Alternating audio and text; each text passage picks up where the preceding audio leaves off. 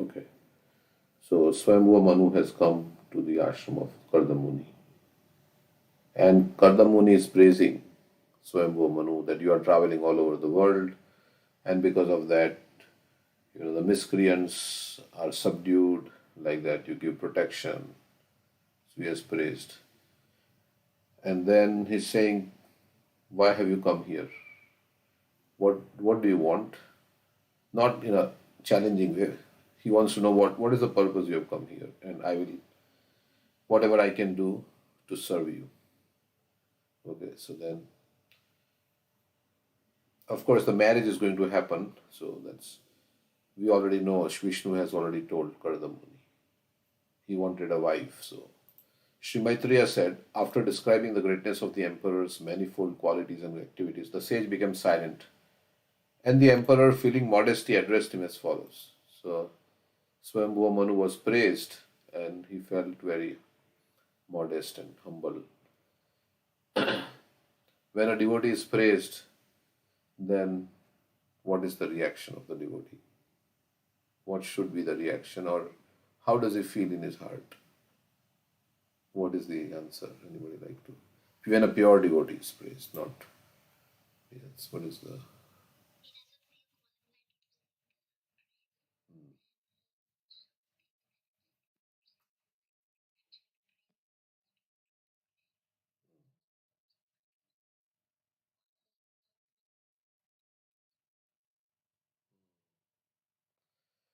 okay? So he passes on the praise to his Guru Maharaj. It's only because of him, and his Guru Maharaj passes it to his Guru Maharaj. So it goes back to Krishna, or to Krishna, or whatever like that. That's how the devotees think. The pure devotees, they feel like that. And they're not saying just to show that they're humble, but they actually feel it. They actually feel that they are the mercy. Your mercy is that all that I'm made up of. Like that. So they feel like that. So whatever I'm able to do, it's Krishna's mercy. So they never become proud because they never feel like it is my doing. And so in this way they are you, and if we want to also become free from pride, then we should think that whatever abilities I have, actually it is coming from Krishna, and He's empowering me to do certain services. So that is my, I'm not, Krishna can take away also. So in this way you can remain. Otherwise, what will happen? Then we'll feel that I'm doing it, I'm better than everybody else, and then we'll make offenses. So that's and then when we make offenses, then Krishna withdraws his mercy, and then we become vulnerable. Vishwanath Chakravarti Thakur says when we make offenses to devotees, we become vulnerable and we are more inclined to sense gratification. So, like, which is the example, Saubari Muni, right? He made an offense to Garuda, and then he became very, yeah, inclined to.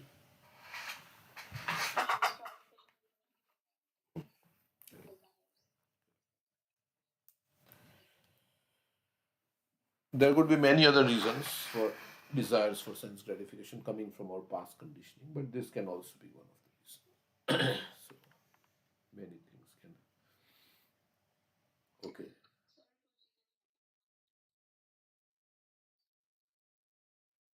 Yeah, you can say so. Say something.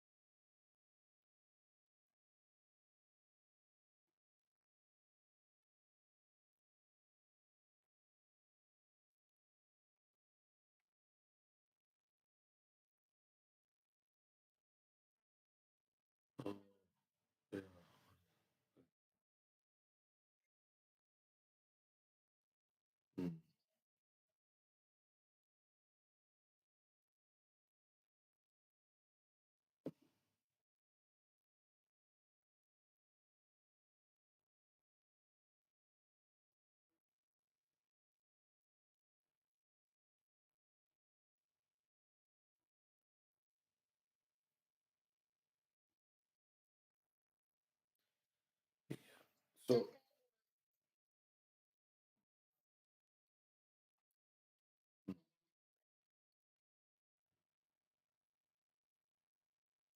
yes, he was like, yeah, a yogi kind of meditating. Yes, that's correct. Yes. Mm.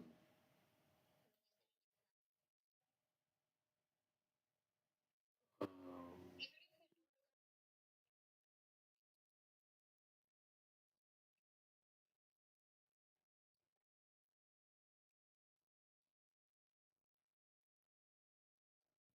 Suruchi. You mean Suruchi, right? Yeah, correct.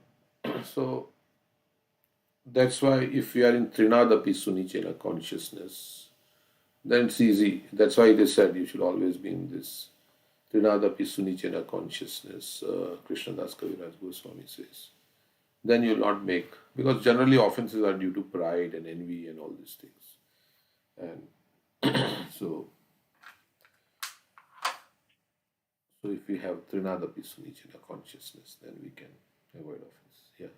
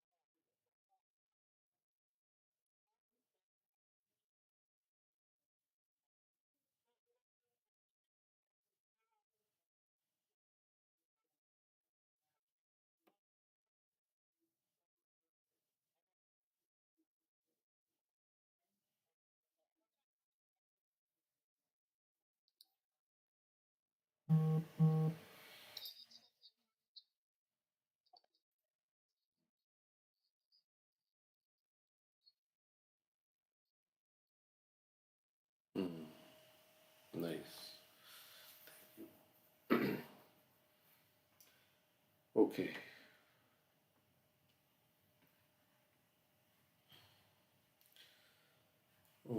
Yeah, so we are on verse 2. So after telling it why you've come here, please tell me, what can I do? Manu replied, to expand himself in Vedic knowledge, Lord Brahma, the personified Veda, from his face created you. The Brahmanas, who are full of austerity, knowledge, and mystic power, and are averse to sense gratification. So, Brahmanas are averse to sense gratification. They are full of austerity, knowledge, and mystic power, and are averse to expand himself, Lord Brahma, the person from his face created. So, Brahmanas. So, Manu is glorifying Kardama Muni, saying that you are averse to sense gratification, you are full of austerity. What is that verse about Brahma Karma Swabhavajam? Brahmanas, what are the qualities of a Brahmana in the Bhagavad Gita?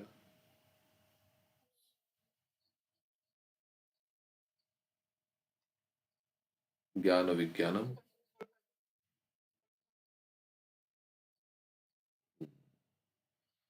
Swabhava of a Brahmana. Yeah, go ahead.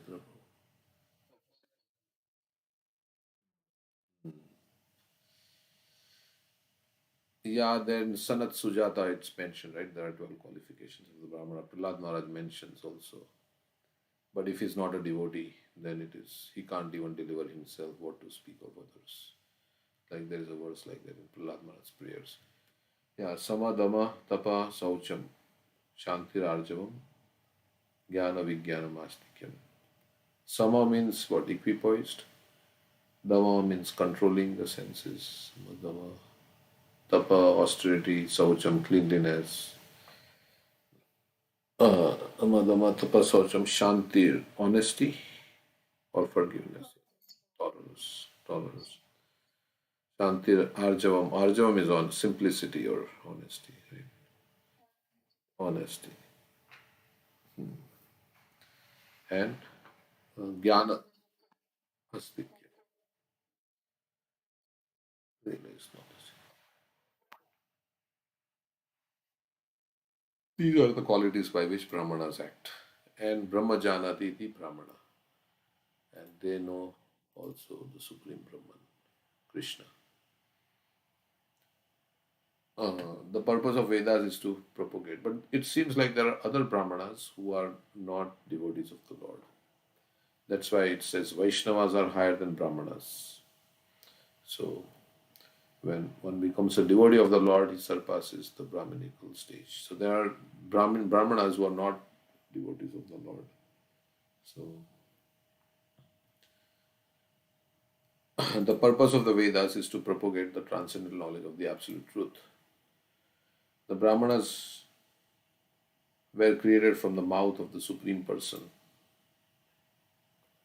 and therefore they are meant to spread the knowledge of Vedas in order to spread the glories of the Lord.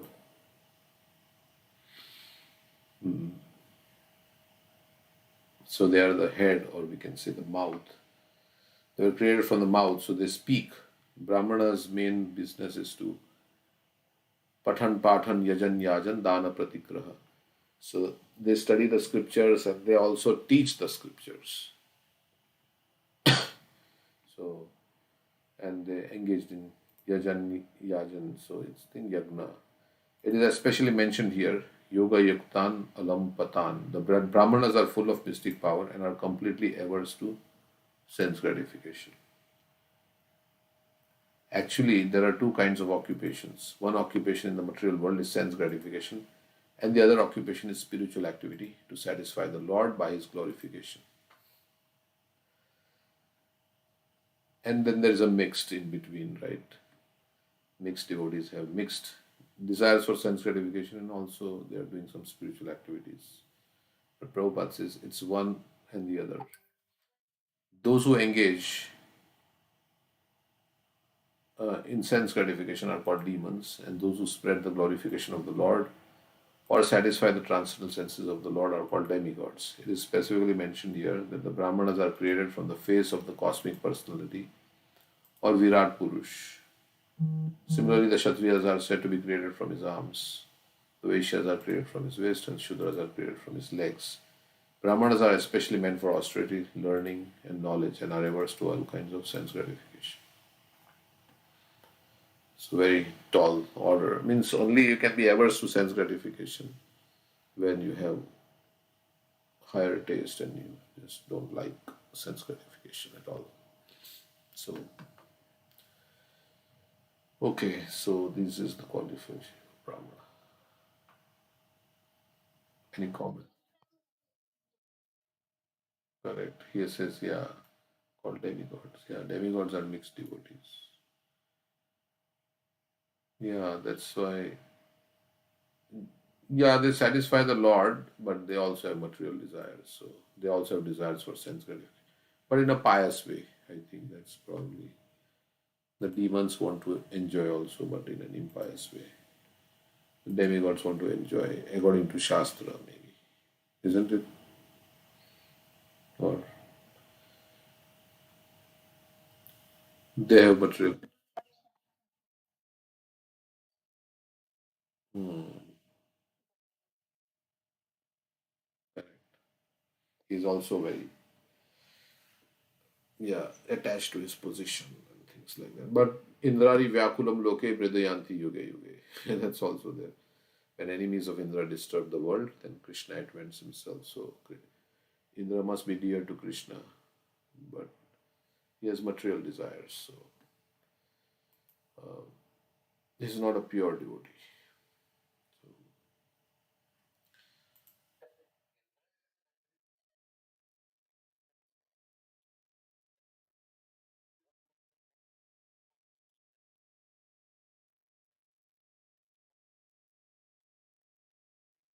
Hmm.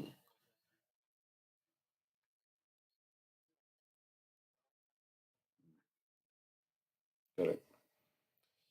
Yeah, and sometimes they say Krishna may be using Indra to teach us a lesson also. I don't know. So if it's, yeah.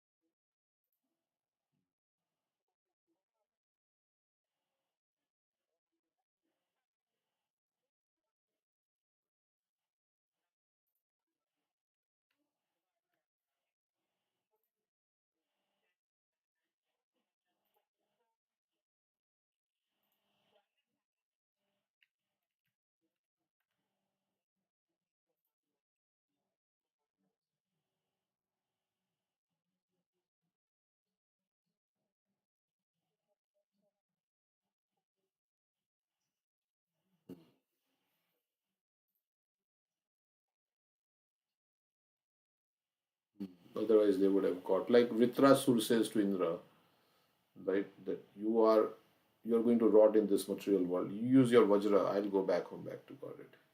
But because of your material desires, you are too attached to your position. You will stay in the material world. And then this is this purport from Prabhupada. There are two kinds of devotees known as Sakama and Akama. Pure devotees are Akama, whereas devotees in upper planetary systems, such as the demigods, are called Sakama. Sakama means with material desires, because they still want to enjoy material opulence. Because of their pious activities, the Sakama devotees are promoted to higher planetary systems. But at heart, they still desire to lord it over the material resources. The Sakama devotees are sometimes disturbed by demons and Rakshasas, but the Lord is so kind that He always saves them by appearing as an incarnation. Then he says the difference between Sakama and Akama devotees. After saying that the demigods are Sakama devotees, he says difference is that when Sakama devotees like the demigods fall into difficulty, they approach the Supreme Personality of Godhead for relief. Whereas Akama devotees, even in the greatest danger, never disturb the Lord for material benefits. So whenever Indra is disturbed, his position, so then he goes to how he can retain his position. Even if an Akama devotee is suffering, he thinks this is due to his past impious activities and agrees to suffer the consequences. He never disturbs the Lord. Sakama devotees immediately pray to the Lord as soon as they are in difficulty. But they are regarded as pious because they consider themselves fully dependent on the mercy of the Lord. So it is like Chaturvida bhajante mam jana sukritno arjuna. Artho jikyasu arthadi jnanisya. So they are also in distress, in difficulty, they approach the Lord. Sakama devotees, of course, achieve from the Lord the results they desire from their prayers, but they do not become immediately. They do not immediately become fit to return to Godhead because of their. So that's why Indra is still in the material world. Because he's not pure devotee. Maybe that's what Prabhupada is saying here in that purport. So both ways, yeah. Okay.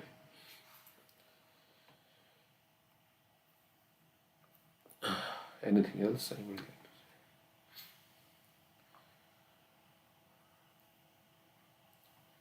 Okay, we'll read the next verse. For the protection of the Brahmanas, the legged Supreme Being created us, the Kshatriyas, from his 1,000 arms. Hence, the Brahmanas are said to be his heart and the Kshatriya are his arms. Kshatriyas are specifically meant to maintain the Brahmanas, because if Brahmanas are protected, then the head of civilization is protected. Brahmanas are supposed to be the head of the social body. If the head is clear and has not gone mad, then everything is in proper position. If intelligence is working nicely, then, like Rishabdev says, Nunam pramatta kurute vikarma. They have gone mad. All the materialistic consciousness, pramatta means mad. Nunam, indeed, they have gone mad, crazy. Nunam pramatte kurute vikarma. And they are doing all kinds of sinful activities. Nunam pramatta kuru. Yad indriya priteya apranoti. For the satisfaction of the senses, they have gone crazy. And they are doing all kinds of impious activities. So that happens when our head is become full of craziness. So Brahmanas are supposed to be the head of the social body. If the head is clear and has not gone mad, then everything is in proper position. So when the desire for sense gratification takes over, then we don't even think whether it's hurting to somebody, it's anything like that. And even we forget our own self-interest. So that's why this is sense gratification and self-realization going together. So the Lord is described thus, Namo Brahmaniya Devaya Go Brahmana Hitaya Cha. The purport of this prayer is that the Lord specifically protects the Brahmanas and the cows. And then He protects all other members of society. Jagat Hitaya. It is His will that universal welfare work depends on the protection of cows and Brahmanas. The Brahminical culture and cow protection are the basic principles for human civilization. Kshatriyas are especially meant to protect the Brahmanas. This is the supreme will of the Lord. Go Brahmana Hitaya Cha. As within the body, the heart is a very important part, so the Brahmanas are also the important element in human society. The Kshatriyas are more like the whole body. Even though the whole body is bigger than the heart is more important. Any comments, anybody?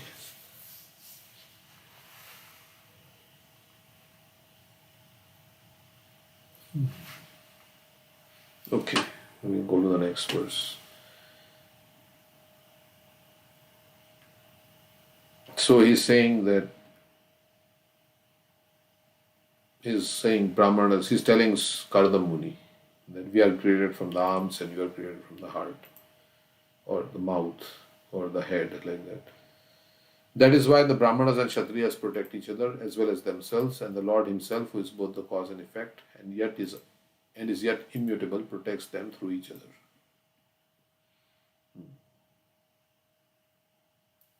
The entire social structure of Varna and Ashram is a cooperative system meant to uplift all to the highest platform of spiritual realization.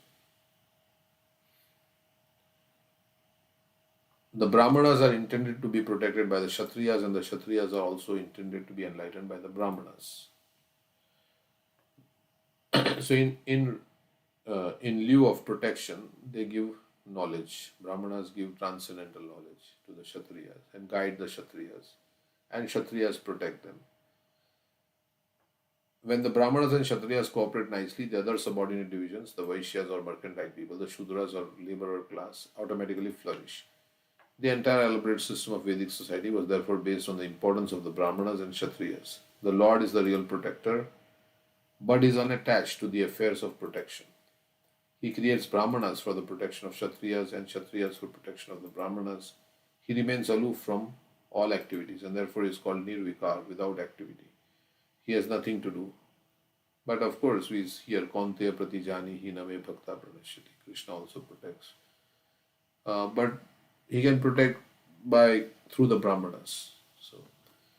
And he personally comes also. We saw that he has nothing to do. He is so great that he does not perform action personally, but his energies act. Which verse is that?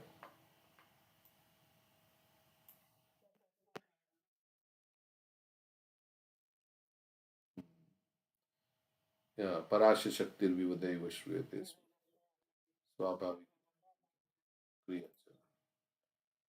Na Tat Samas, first word line says, nobody is equal to him, nobody uh, is greater than him, he has nothing to do. So, Prabhupada is saying he has nothing to do, he's so great, he does not perform action personally, but his energies act. The Brahmanas and Kshatriyas and anything that we see are different energies acting upon one another. Although individual souls are all different, the super self or super soul is the supreme personality of Godhead. Individually, one's self may differ from others in certain qualities and may engage in different activities, such as those of Brahmana, Kshatriya, or Vaishya. But when there is complete cooperation among different individuals, the Supreme Personality of Godhead, as Super Soul Paramatma, being one in every individual soul, is pleased and gives them all protection. As stated before, the Brahmanas are produced from the mouth of the Lord, and the Kshatriyas are produced from the chest or arms of the Lord. If the different castes or social sections, although apparently differently occupied in different activities, nevertheless act in full cooperation, then the Lord is pleased. This is the idea of the institution of four varnas and four ashrams. If the members of different ashrams and varnas cooperate fully in Krishna consciousness, then society is well protected by the Lord without doubt. In Bhagavad Gita, it is stated that the Lord is the proprietor of all different bodies. The individual soul is the proprietor of his individual body, but the Lord clearly states, my dear Bharat, you must know that I am also Kshetragya. Kshetragyam chapi mam vidhi sarva kshetreshu Bharata. In the 14th chapter, Krishna is saying that I am also you are also Kshetragya, the Jiva is also Kshetragya, and the Supreme Lord is also Kshetragya. But the Supreme Lord is he knows everything. Kshetragya means the knower or proprietor of the body. The individual soul is the proprietor of individual body, but the super soul, personality of God, Krishna, is the proprietor of all bodies everywhere. He is the proprietor not only of human bodies, but of birds, beasts, and all other entities, not only on this planet, but on the other planets also. So we should think my body belongs to Krishna. Who did Chaitanya Mahaprabhu tell? What did he say? That your body belongs to me. How can you Sanatana Goswami.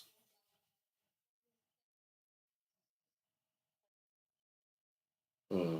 Correct.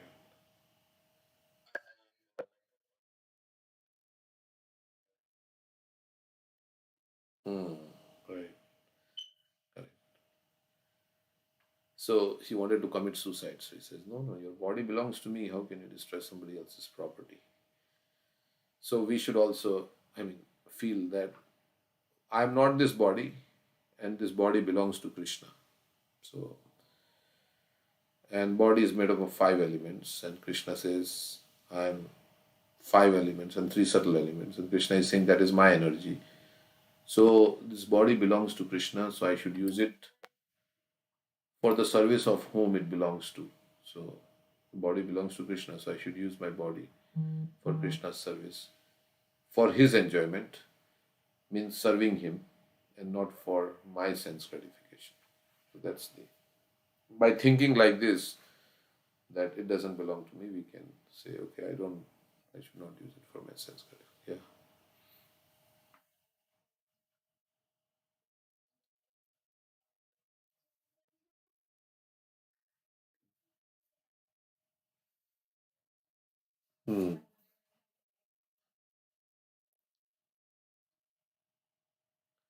Yeah, like Vitrasur also says, my body, mind, and words be engaged in service. Yes, so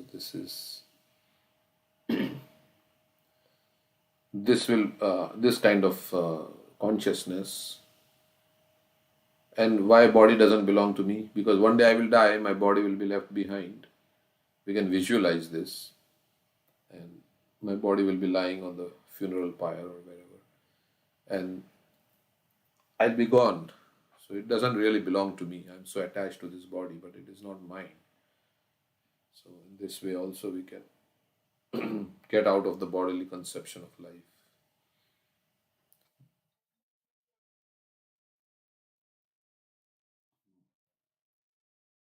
Correct. So this beautiful body that we are pampering and decorating will be ultimately converted to ashes, stool. Why stool?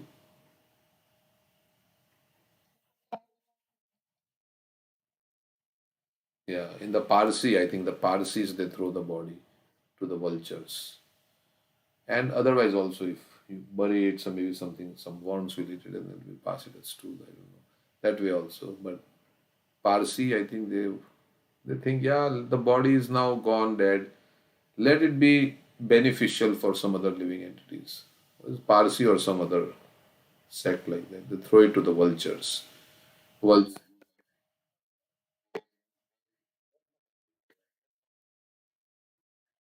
uh,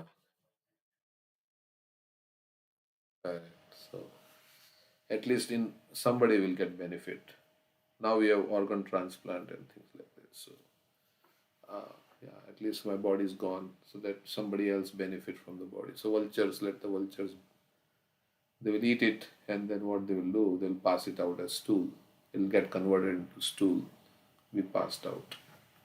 So yeah. So he's the supreme proprietor, therefore he does not become divided by protecting the different individual souls. He remains one and the same. That the sun appears on top of everyone's head when at the meridian does not imply that the sun becomes divided. And another way to look at it is body is the source of my enjoyment, but one day it will give me so much misery that I will hate this body so much. I will want to get out of this body. Like many times, old people, when they have so much trauma, they think, let me just die, I want to get rid of this body. So, this body that gives you enjoyment is also going to give you trouble, like Harsha Shok, the son of Chitraketu Maharaj. So, you can't put trust in this body because, yeah. Mhm. Correct. Yes, and for that little enjoyment, the whole world is working very hard and moving. Prabhupada says the lust only that moves the world. So that is for everybody. For that, everybody is working very hard, and like that enjoyment is the binding force, and it's like that. Okay,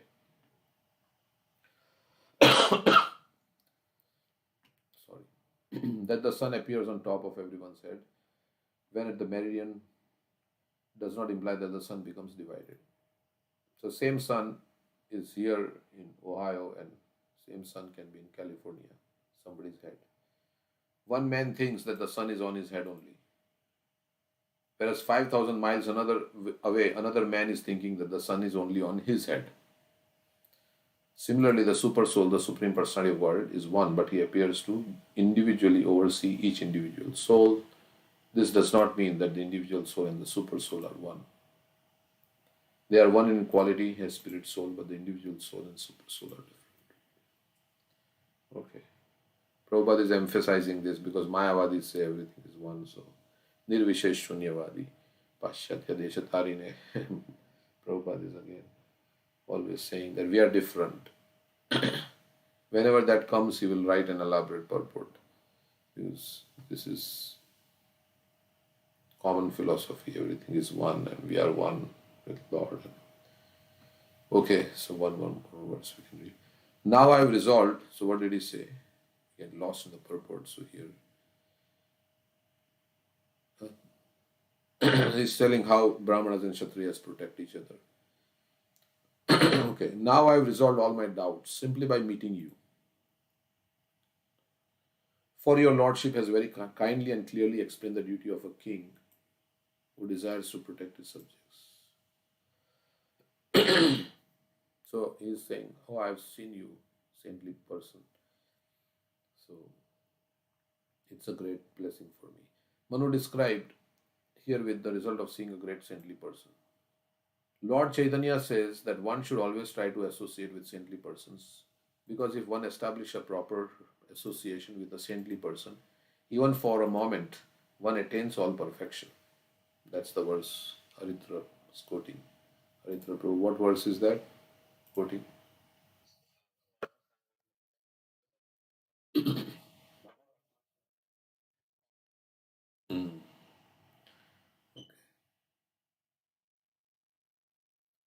Lava Matra is, I think it is less than, what is it? 111? 111 for a second. That's a very, how, that much, not a second also. 111th of a second. One can attain perfection. We can't even measure 111th of a second. 1 second just goes like that. So, a little, basically, it's saying little association with a saintly person. No, no, I don't know what Brahma is like that. It's a too long time. Somehow or other, if one meets a saintly person and achieves his favor, then the entire mission of one's human life is fulfilled, provided you take the guidance and you surrender to the saintly person. In our personal experience, we have actual proof of this statement of Manu. Once we had the opportunity to meet Vishnupad, Sri Srimad Bhakti Siddhanta Saraswati Goswami Maharaj on his first sight. And on first sight, he requested this humble self to preach his message in the Western countries. There was no preparation for this, but somehow or other he desired it. And by his grace, we are now engaged in executing his order, which has given us a transcendental occupation and has saved and liberated us from the occupation of material activities. So, the Ulta Danga, we went there, the place where Bhaktisiddhanta Saraswati Thakur met Srila Prabhupada, and he gave him a service for life, he's saying. So instead of, he could have been engaged in material occupation, material activities, but he gave him a service to be engaged in the service of the Lord by preaching the message. So Prabhupada was trying all the time, even in India, he was trying to preach everywhere, in the Delhi and everywhere. He was writing and publishing back to Godhead, everything he was doing. So he said, yes, he gave me a transcendental occupation and saved us from, because he was engaged in Gandhi's movement and freedom fighting, right? Freedom fighter, non-violence movement. But after he met Bhaktisiddhanta Saraswati Thakur, his views changed. Because Bhaktisiddhanta Saraswati Thakur said, oh, governments will come and go, political situation will be always changing. But propagation of Krishna consciousness cannot wait till India becomes independent. So that inspired him to give up his involvement with the non-violence, Gandhi's movement like that. And he said also, I was very defeated. I was very happy to be defeated by this great personality. And right from the time he met him, his heart kind of changed. And he said he practically initiated me. In 1922, when he met him, he says he practically, I accepted him. Although he took Diksha much later on, but in 1922, when he met him first time, it took 1932 or something, 31, after many years. But he was, so real initiation is from the heart when you accept the instruction. So thus it is actually a fact that if one meets a saintly person completely engaged in transcendental duties and achieves his favor, then one's life's mission becomes complete. So if you meet a devotee who is fully engaged all the time, anya bilashita shunyam, and engaged in Krishna's service, then one gets his favor, then life becomes complete. What is not possible to achieve in thousands of lives can be achieved in one moment if there is an opportunity to meet a saintly person. It is therefore enjoined in the Vedic literature that one should always try to associate with saintly persons and try to disassociate oneself from the common man, because by one word of a saintly person, one can be liberated from material entanglement. He just said, Bhaktisiddhanta, why don't you preach this message in the Western world? And of course, then afterwards there was dialogue and so many things. But that meeting, which may have lasted few hours, 1 or 2 hours, that changed Prabhupada's life forever. So he's recounting that, he's recollecting that I was saved. A saintly person has the power, because of his spiritual advancement, to give immediate liberation to the conditioned soul. Here Manu admits that all his doubts are now over because Kardama has very kindly described the different duties of individual souls. Okay.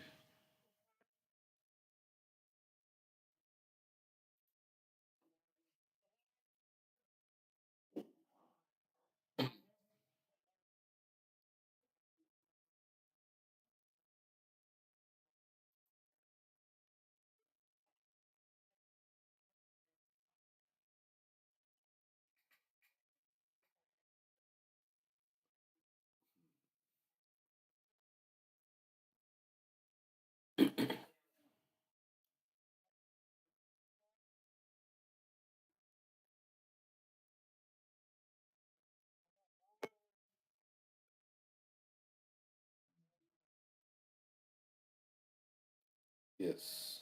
Very nice. Yes. Okay. Yeah. Like Shabri, we were hearing how she was also what.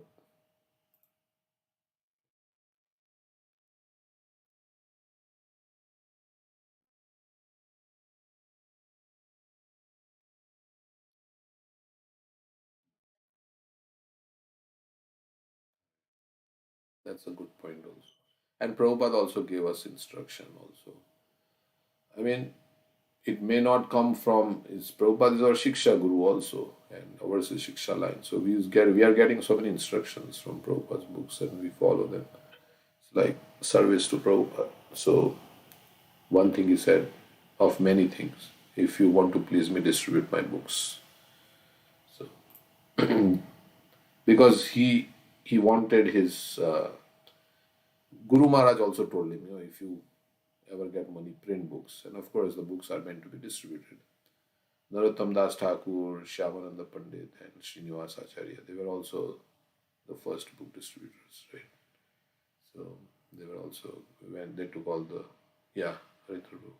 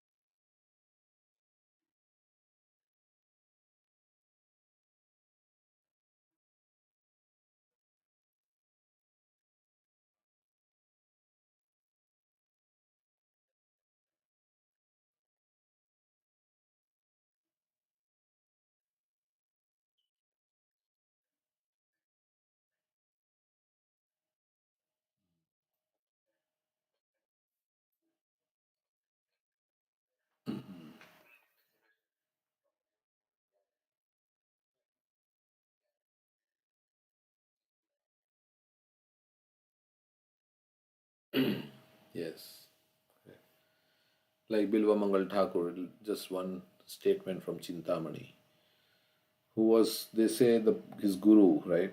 Guru speaking through Chintamani, or his guru came as Chintamani, and it's just one statement from Chintamani changed Bilva Mangal Thakur's complete. Yeah, so and sometimes you have to hear repeatedly because it's like Prabhupada says Krishna told Arjuna in how much time? Bhagavad Gita, and he got it. But because we are not so intelligent like Arjun, we have to hear it repeatedly. So to get it, to surrender to Krishna like that. So yeah, in this age we are manda sumanda matayo manda bhagya upadrita. We are lazy, misguided, unfortunate, and less intelligent, especially in spiritual advancement. So you have to this we have to hear. Of course, even if we get it, we have to still hear because Nityam Bhagavata Sevaya.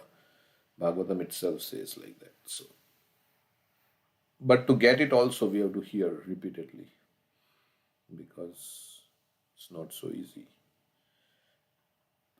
Conditioning is deep. So, correct. Everybody agree that.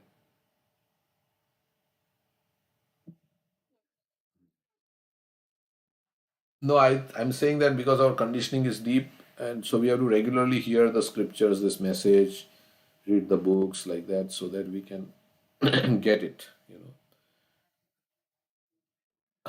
because we are conditioned, we are wired for sense gratification in this, and especially the environment doesn't help also, as you were saying in the internet everywhere. So we are wired for sense gratification, and it's not easy unless we hear. Even if we hear, it takes so much time. So maybe slowly and gradually we'll get it. So at least I'm speaking for myself. So okay, um, one more verse. It is my good fortune that I've been able to see you. This is the last verse. For you cannot easily be seen by persons who have not subdued the mind or controlled the senses. Who is saying this? Yeah, Swayambhu Manu is saying. I am all the more fortunate to have touched with my head the blessed dust of your feet. So many things, we are getting, even though we may not have subdued our mind or controlled the sense. It is causeless mercy that devotees come into our life, but he here is saying, it is my good fortune that I have been able to see you, for you cannot easily be seen by persons who have not subdued the mind or controlled the senses.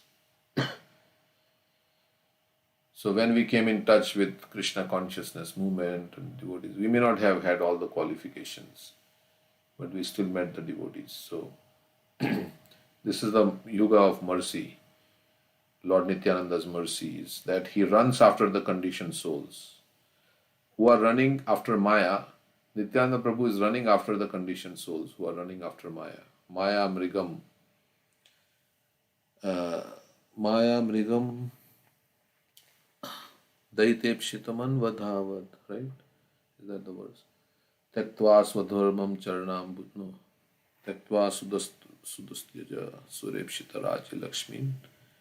Dharmishta Arya Vachasa. Do we have this memorized in our thing? Okay, let's look at the verse.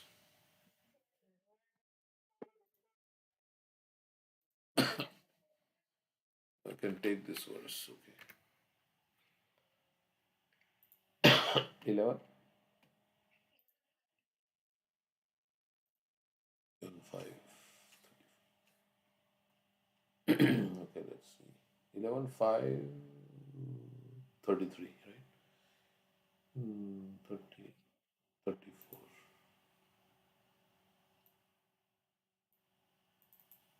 So this is describing Lord Chaitanya, Lord Ram, like that. Tyaktva sudustyaja surepshitarajya lakshmin.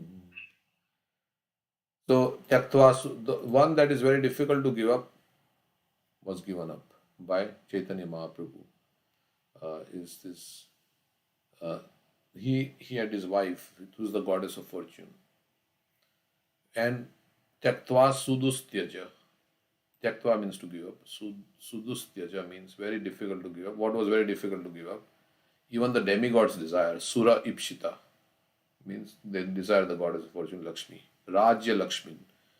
So this is describing Chaitanya Mahaprabhu taking sannyas. Tyaktva sudustyaja surepshita rajya Lakshmi. Dharmishta Arya Vachasa. So one Arya, one Brahmin cursed him that he would not have any pleasure of family life because he was not allowed in the nocturnal kirtan at Srivas Thakur's house. So this Brahmin, one day this is there in the Chaitanya, we can read that. I think it's in Chaitanya Bhagavat, correct? This incident where maybe we can read if you have the verses. So he cursed tomorrow or whenever. He cursed Chaitanya Mahaprabhu that, may you not have any. So Dharmishta. So Chaitanya Mahaprabhu, in to fulfill the curse of the Brahmana, he took sannyas. So Arya Vachasa, Yadagad Aranyam. Aranyam. Rana means the battlefield, and Aranya means the forest, where it's peaceful, there is no battle. So sannyas is like the forest, where you are going to the forest, means you are cutting off socially from everybody else, like that. So Dharmishta Arya Vachasa Yadagad Aranyam. Yadagad. Agad means he went to the forest, or he basically took the renounced road of life. And then Maya Mrigam. Mriga is the deer, and Maya is the illusion. Daitepshitam Anvadhavat. And then the conditioned soul, who is described as Maya Mrigam, because as the deer is chasing after that mirage in the desert.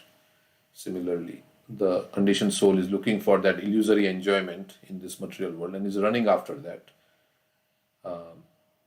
Daite Pshitam, out of sheer Daitai, like we have Radhe Jai Jai Madhav Daite. Daite is the beloved or out of mercy. Daitaya, Shri Varshabhanavi Devi Daitaya Krip, like this, that's the name of Bhaktisiddhanta Saraswati Thakur. So mercy, Daita, Daita Ipshitam is desired object, Anvadhavad. So the conditioned souls are running after Maya to get whatever they want. But out of sheer mercy, he ran after the conditioned souls who are running after Maya.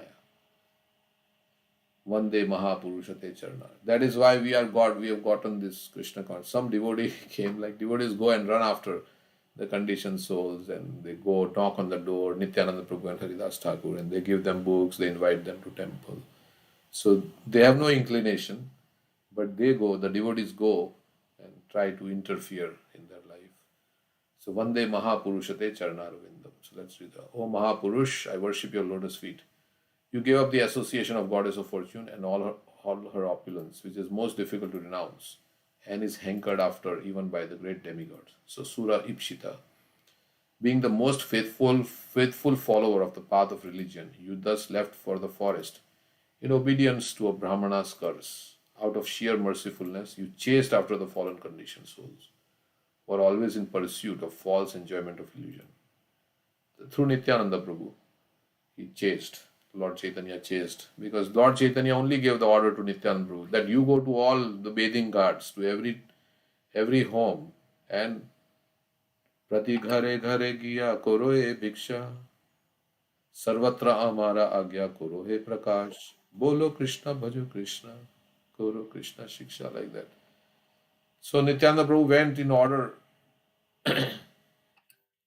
in given the order by Lord Chaitanya. Nityananda Prabhu went.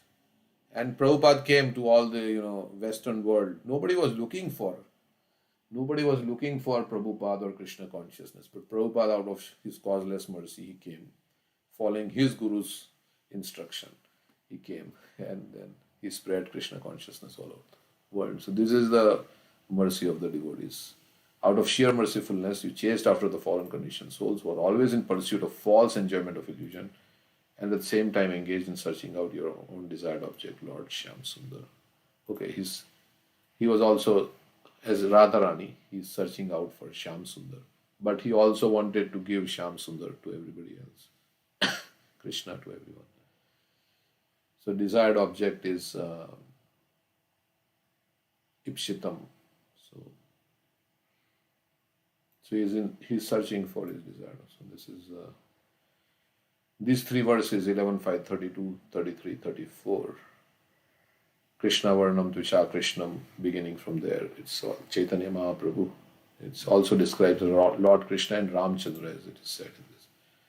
And they give reasons why it describes Lord Chaitanya in this. Okay, so we can read that.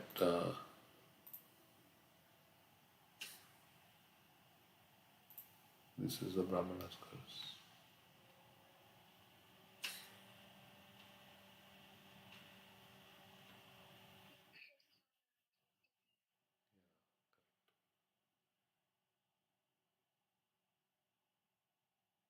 We can read some verses if someone to read from here.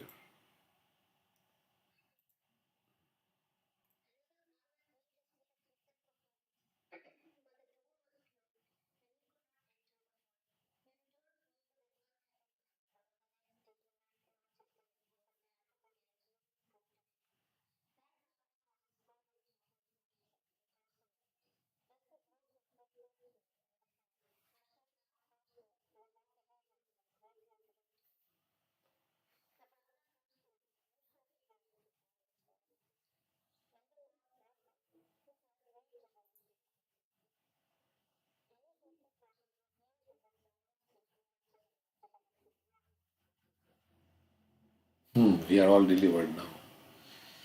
So, yeah.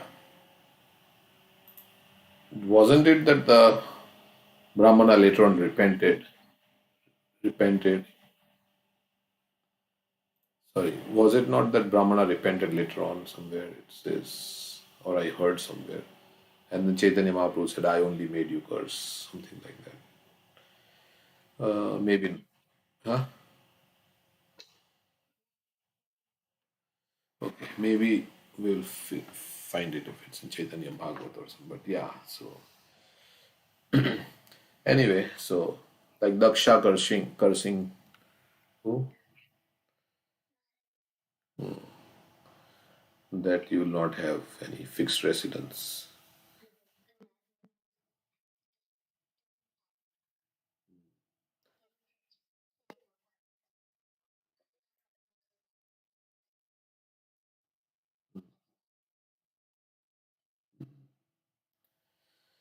Okay, so this is the anyway. This is just we'll take this verse for tomorrow. I don't know.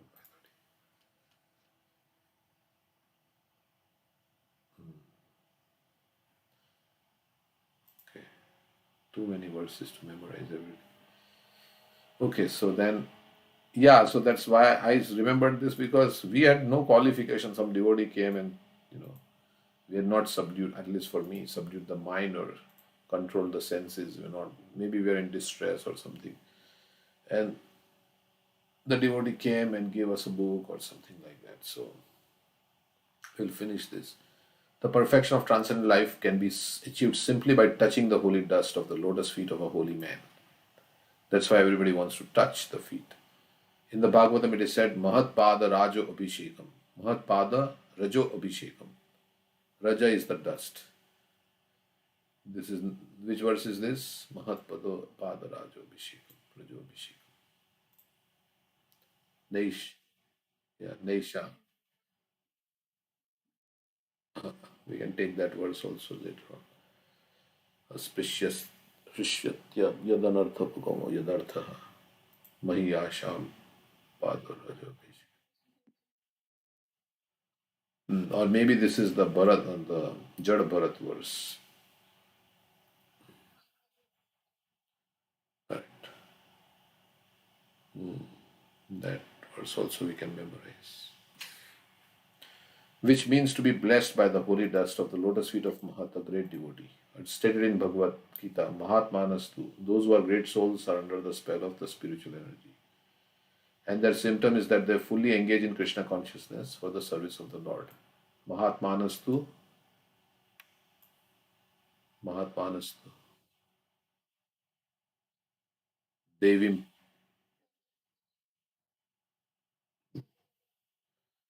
Yato Bhutadimavyayam. Therefore, yeah, therefore they are called Mahat. Unless one is fortunate enough to have the dust of the lotus feet of a Mahatma on one side, there is no possibility of perfection in spiritual life. The parampara system of disciplic succession is very important as a means of spiritual success. One becomes Mahat by the grace of his Mahat spiritual master. If one takes shelter of the lotus feet of a great soul, there is every possibility of one's also becoming a great soul. Like who you're saying, right? That if you want to become successful in business, then you have to associate with those business magnates.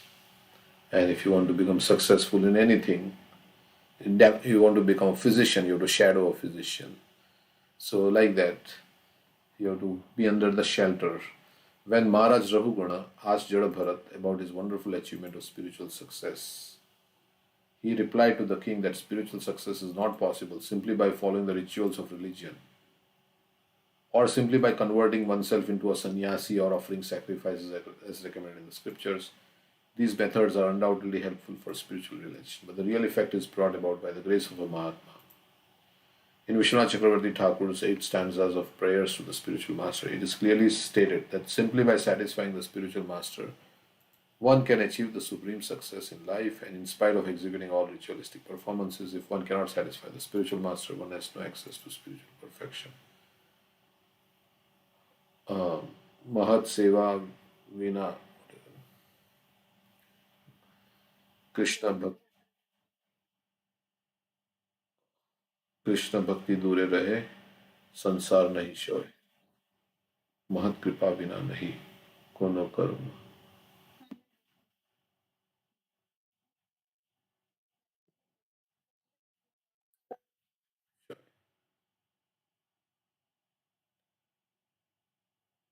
Here the word akritatmanam is very significant. Atma means body, soul or mind, and akritatma means the common man who cannot control the senses or mind. Because the common man is unable to control the senses and mind, it is his duty to seek shelter of a great soul or great devotee of the Lord and just try to please him. That will make his life perfect. A common man cannot rise to the topmost stage of spiritual perfection by following the rituals and religious principles. He has to take shelter of a bona fide spiritual master and work under his direction faithfully and sincerely. Then he becomes perfect without a doubt. Okay, so that's that was anything. Any comments on that?